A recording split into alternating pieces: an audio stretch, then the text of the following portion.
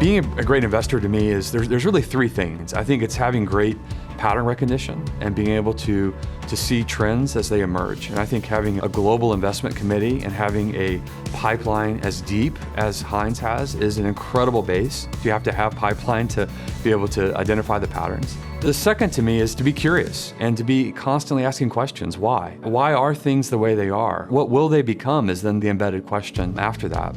And the last thing I think to be a great investor is to be collaborative. I think it's really important to be open to the stress test of ideas and not to think that you're the smartest person in the room. And I think that collaborative spirit is what brings out the best in us as an investor. We're family owned, and I think that is also an incredibly interesting differentiation. There's several things really interesting about that. The first is that we've been through many cycles. We started in 1957, and think about all the things that have happened in the world since then. Think about all the lessons that we've learned along the way of having a firm that thrived despite a lot of challenges in all those decades.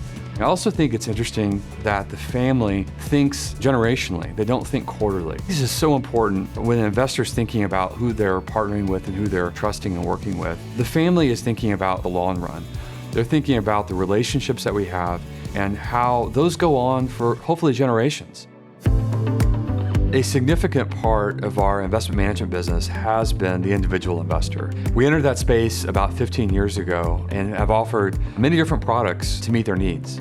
We see it as a great duty and obligation to ensure that we're performing for those individuals that have put their trust in us. We are investing the money that is the lifeblood of many of our own relatives. That is a heavy burden to do that well and to think about them first every day.